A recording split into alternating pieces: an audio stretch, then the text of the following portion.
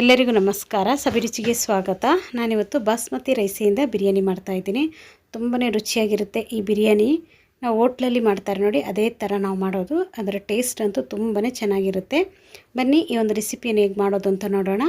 ಅದಕ್ಕಿಂತ ಮುಂಚೆ ನೀವು ನಮ್ಮ ಚಾನಲ್ಗೆ ಹೊಸಬರಾಗಿದ್ದರೆ ಇವಾಗಲೇ ನೀವು ಸಬ್ಸ್ಕ್ರೈಬ್ ಮಾಡಿ, ಪಕ್ಕದಲ್ಲಿರುವ ಬೆಲ್ ಐಕನನ್ನು ಕೂಡ ಪ್ರೆಸ್ ಮಾಡಿ. ಅದು ಹೇಗೆ ಮಾಡೋದು ಅಂತ ನೋಡೋಣ.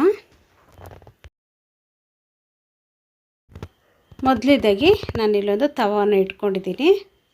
ಇವಾಗ ನಾನಿಲ್ಲಿ ಒಂದು ಅರ್ಧ ಸ್ಪೂನ್ ಆಗುವಷ್ಟು ಸೋಂಪು ತಗೊಂಡಿದ್ದೀನಿ, 1.5 ಸ್ಪೂನ್ ಆಗುವಷ್ಟು ಎಳ್ಳು ತಗೊಂಡಿದ್ದೀನಿ, ಒಂದು 3 ಏಲಕ್ಕಿ ತಗೊಂಡಿದ್ದೀನಿ. ನಾನಿಲ್ಲಿ ಒಂದು ಕಪ್ಪು ಏಲಕ್ಕಿ ತಗೊಂಡಿದ್ದೀನಿ, 1 ಸ್ಪೂನ್ ಆಗುವಷ್ಟು ಗಸಗಸೆ ತಗೊಂಡಿದ್ದೀನಿ, ಅರ್ಧ ಸ್ಪೂನ್ ಆಗುವಷ್ಟು ಸಾಜೀರಿಗೆ ಇದೆ ನೋಡಿ, ಅದು ತಗೊಂಡಿದ್ದೀನಿ. ಧನ್ಯ ಕಾಳು ಒಂದು ಅರ್ಧ ಸ್ಪೂನ್ ಆಗುವಷ್ಟು, ಚಕ್ಕೆ ಒಂದು 2 ಪೀಸ್ ತಗೊಂಡಿದ್ದೀನಿ, ಜಾಪತ್ರೆ ತಗೊಂಡಿದ್ದೀನಿ, ಒಂದು 2 ಮರಾಠಿ ಮೊಗ್ಗು ತಗೊಂಡಿದ್ದೀನಿ. ಇವಾಗ ನಾನು ಇದನ್ನೆಲ್ಲ ಈ ತವಾಗೇನೆ ಹಾಕ್ಕೊಳ್ತಾ ಇದ್ದೀನಿ. ಇದ್ರ ಜೊತೆಗೇ ಒಂದು 1/4 ಸ್ಪೂನ್ ಆಗುವಷ್ಟು ಪೆಪ್ಪರನ್ನು ತಗೊಂಡಿದ್ದೀನಿ. ಇವಾಗ ಇದನ್ನು ಚೆನ್ನಾಗಿ ಹುರ್ಕೋಬೇಕು, ಡ್ರೈ ಆಗಿ ನಾವು ಇದನ್ನು ಹುರ್ಕೋಬೇಕು. ಇದ್ರ ಜೊತೆಗೇ ಒಂದು 7ರಿಂದ 8 ಗೋಡಂಬಿ ತಗೊಂಡಿದ್ದೀನಿ, ಒಂದು ಚಿಕ್ಕ ಪಲಾವ್ ಎಲೆಯನ್ನು ಹಾಕ್ಕೊಂಡಿದ್ದೀನಿ. ಹಾಕ್ಕೊಂಡು ಇದನ್ನು ಡ್ರೈ ಆಗಿ ಹುರ್ಕೋಬೇಕು. 1 ಸ್ಪೂನ್ ಆಗುವಷ್ಟು ಕಸೂರಿ ಮೇಥಿಯನ್ನು ಕೂಡ ಇಲ್ಲಿ ಸೇರಿಸ್ಕೊಳ್ತಾ ಇದ್ದೀನಿ.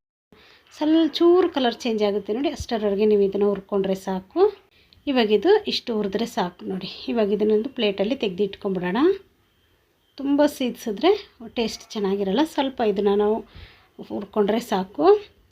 ಇದು ತಣ್ಣಗಾದ್ಮೇಲೆ ಇದನ್ನೊಂದು ಮಿಕ್ಸಿ ಜಾರ್ಗೆ ಹಾಕ್ಕೋಬೇಕು. ಹಾಕ್ಕೊಂಡು ಇದನ್ನು ಗ್ರೈಂಡ್ ಮಾಡ್ಕೊಳ್ಳೋಣ. ನೀರೇನು ಹಾಕೋದು ಬೇಡ, ಹಾಗೆಯೇ ನೀವು ಇದನ್ನು ಗ್ರೈಂಡ್ ಮಾಡಿಕೊಂಡ್ರೆ ಸಾಕು ನೋಡಿ. ಈ ಥರ ಗ್ರೈಂಡ್ ಮಾಡ್ಕೊ. ಇಲ್ಲಿ ನಾನು 1 kg ಆಗುವಷ್ಟು ಚಿಕನ್ ತಗೊಂಡಿದ್ದೀನಿ, ಚೆನ್ನಾಗಿ ತೊಳೆದು ಕ್ಲೀನ್ ಮಾಡಿ ಇಟ್ಕೊಂಡಿದ್ದೀನಿ. ಇದಕ್ಕೆ ನಾನು ಉಪ್ಪನ್ನು ಕೂಡ ಸೇರಿಸ್ಕೊಳ್ತಾ ಇದ್ದೀನಿ. ಒಂದು ಅರ್ಧ ಸ್ಪೂನ್ ಆಗುವಷ್ಟು ಅರಿಶಿಣ ಪುಡಿಯನ್ನು ಹಾಕ್ಕೊಂಡಿದ್ದೀನಿ, ಅರ್ಧ ಸ್ಪೂನ್ ಆಗುವಷ್ಟು ಪೆಪ್ಪರನ್ನು ಕೂಡ ಹಾಕ್ಕೊಂಡಿದ್ದೀನಿ. ಒಂದು 1/4 ಲೀಟ್ರಲ್ಲಿ ಅರ್ಧ ಭಾಗದಷ್ಟು ಮೊಸರನ್ನು ಕೂಡ ನಾನಿಲ್ಲಿ ಹಾಕ್ಕೊಂಡು ಇದನ್ನೊಮ್ಮೆ ಚೆನ್ನಾಗಿ ಮಿಕ್ಸ್ ಮಾಡ್ಕೊಳ್ತಾ ಇದ್ದೀನಿ. ನಾವು ಮಸಾಲೆ ಎಲ್ಲ ರೆಡಿ ಮಾಡುವಷ್ಟರಲ್ಲಿ ಇಲ್ಲಿ ಚಿಕನ್ ಸ್ವಲ್ಪ ಉಪ್ಪು ಖಾರ ಎಲ್ಲ ಚೆನ್ನಾಗಿ ಎಳೆದಿರುತ್ತೆ. ಈ ಥರ ಒಂದು ಮಿಶ್ರಣ ಮಾಡಿ ಇಟ್ಕೊಂಬಿಡೋಣ. ಇವಾಗ ಇದನ್ನು ಮುಚ್ಚಳ ಮುಚ್ಚಿ ಇಟ್ಕೋಬೇಕು.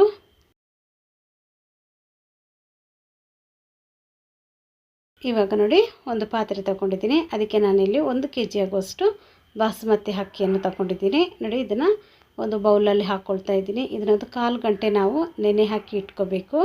ಇದನ್ನು ಚೆನ್ನಾಗಿ ತೊಳೆದು ನಾವು ನೆನೆ ಹಾಕಿ ಇಟ್ಕೋಬೇಕು. ಅಕ್ಕಿ ಎಲ್ಲ ಚೆನ್ನಾಗಿ ಮುಳುಗುವಷ್ಟು ನೀರನ್ನು ಹಾಕಿ ನೆನೆ ಹಾಕ್ಕೊಂಡ್ರೆ ಸಾಕಾಗುತ್ತೆ.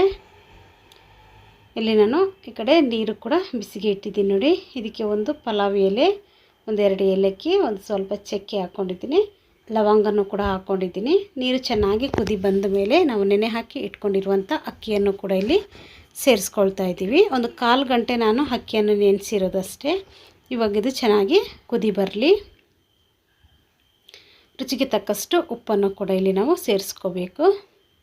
ಹಾಕ್ಕೊಂಡೊಮ್ಮೆ ಚೆನ್ನಾಗಿ ಮಿಕ್ಸ್ ಮಾಡ್ಕೊಳ್ಳೋಣ. ಇಲ್ಲಿ ನಮಗೆ ಅನ್ನ ಪೂರ್ತಿ ಬೇಯೋಂಗಿಲ್ಲ, ಒಂದು ಅರ್ಧ ಭಾಗದಷ್ಟು ಅನ್ನ ಬೆಂದರೆ ಸಾಕು ನೋಡಿ. ಇಲ್ಲಿ ಈ ಥರ ಒಂದು ಅರ್ಧ ಭಾಗದಷ್ಟು ಅನ್ನ ಬೇಯಬೇಕು, ಇಷ್ಟು ಬೆಂದರೆ ಸಾಕು ನೋಡಿ. ಇವಾಗ ಇದನ್ನು ನಾವು ಸೋದಿಸ್ಕೊಂಬಿಡೋಣ ನೋಡಿ. ನಾನು ಈ ಥರ ಒಂದು ಸೋದಿಸ್ಲಿಕ್ಕೆ ಒಂದು ಪಾತ್ರೆಯನ್ನು ತಗೊಂಡಿದ್ದೀನಿ. ಇವಾಗ ಅರ್ಧ ಬೆಂದಿರುವಂಥ ಅನ್ನವನ್ನು ಈ ಥರ ನೀಟಾಗಿ ಹಾಕ್ಕೊಂಡು ಇದರಲ್ಲಿರುವ ನೀರನ್ನೆಲ್ಲ ನೀಟಾಗಿ ಸೋದಿಸ್ಕೊಂಬಿಡೋಣ. ಅಷ್ಟರಲ್ಲಿ ಈ ಕಡೆ ನಾವು ಗ್ರೇವಿ ರೆಡಿ ಮಾಡ್ಕೊಳ್ಳೋಣ. ಒಂದು ಪಾತ್ರೆ ಇಟ್ಕೊಂಡಿದ್ದೀನಿ, ಅದಕ್ಕೆ ನಾನಿಲ್ಲಿ ಎಣ್ಣೆಯನ್ನು ಹಾಕ್ಕೊಂಡಿದ್ದೀನಿ.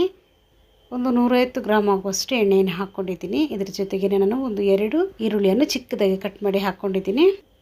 ಒಂದು 4ರಿಂದ 5 ಹಸಿಮೆಣಸಿನ್ಕಾಯಿ, ಒಂದು ಪಲಾವ್ ಎಲೆಯನ್ನು ಕೂಡ ಇಲ್ಲಿ ಸೇರಿಸ್ಕೊಳ್ತಾ ಇದ್ದೀನಿ. ಹಾಕ್ಕೊಂಡಿದ್ದೀನಿ, ಚೆನ್ನಾಗಿ ಫ್ರೈ ಮಾಡ್ಕೊಳ್ತಾ ಇದ್ದೀನಿ. ಒಂದು 1/4 ಸ್ಪೂನ್ ಆಗುವಷ್ಟು ಸೋಂಪನ್ನು ಕೂಡ ಇಲ್ಲಿ ನಾನು ಸೇರಿಸ್ಕೊಂಡಿದ್ದೀನಿ.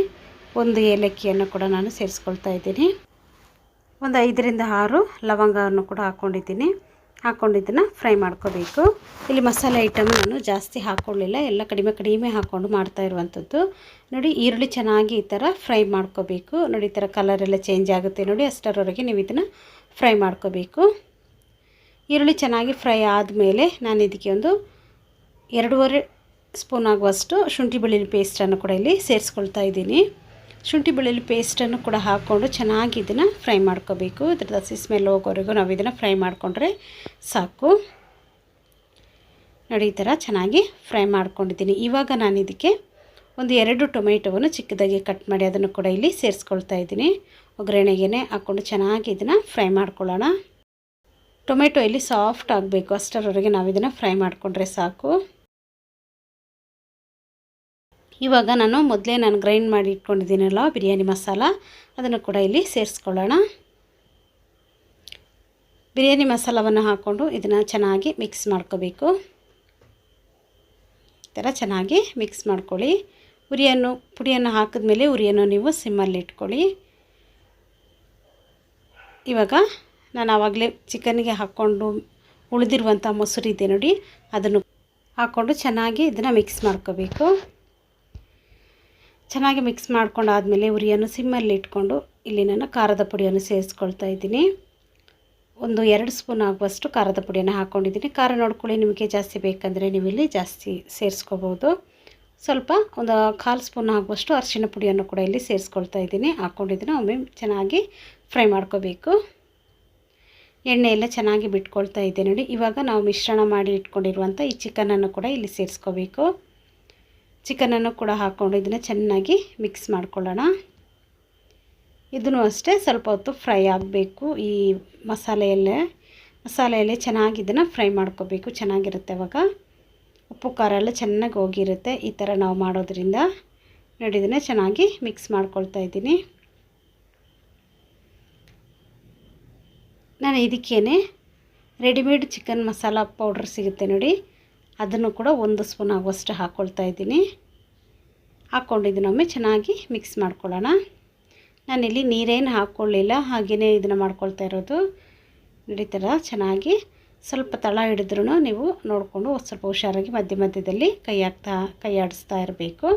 ಇದಕ್ಕೆ ನಾನು 1 ಕಪ್ ಆಗುವಷ್ಟು ನೀರನ್ನು ಸೇರಿಸ್ಕೊಂಡಿದ್ದೀನಿ. ಇಲ್ಲಿ ನೀರನ್ನು ಹಾಕ್ಕೊಂಡು ಇದನ್ನು ಸ್ವಲ್ಪ ಬೇಯಲಿಕ್ಕೆ ಬಿಡಬೇಕು. ಒಂದು ಅರ್ಧ ಭಾಗದಷ್ಟು ಇಲ್ಲಿ ನಮಗೆ ಚಿಕನ್ ಬೇಯಬೇಕು.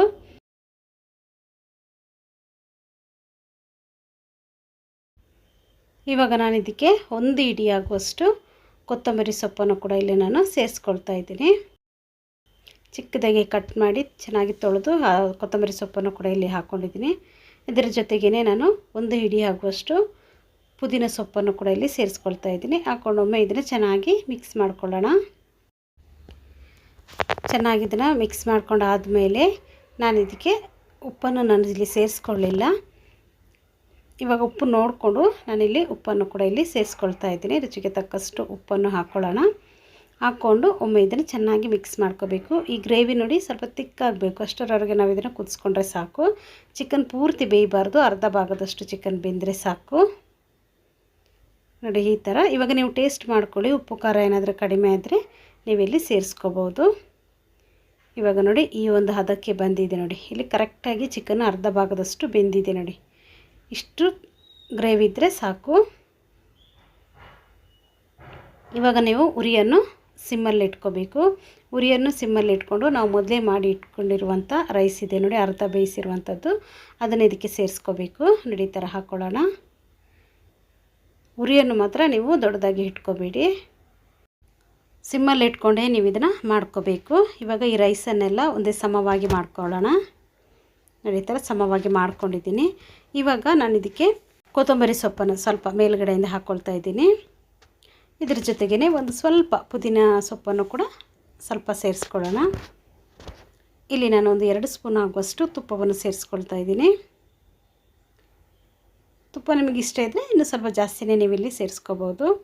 ಇವಾಗ ನಾನು ಇದಕ್ಕೆ ಸ್ವಲ್ಪ ಫುಡ್ ಕಲರ್ ತಗೊಂಡಿದ್ದೀನಿ ನೋಡಿ, ಅದನ್ನು ಸ್ವಲ್ಪ ನೀರಿಗೆ ಹಾಕ್ಕೊಂಡು ಅದನ್ನು ಕಲಿಸ್ಕೊಂಡು ಈ ಥರ ರೈಸ್ ಮೇಲೆ ಈ ಥರ ಹಾಕ್ಕೊಳ್ತಾ ಇದ್ದೀನಿ ನೋಡಿ.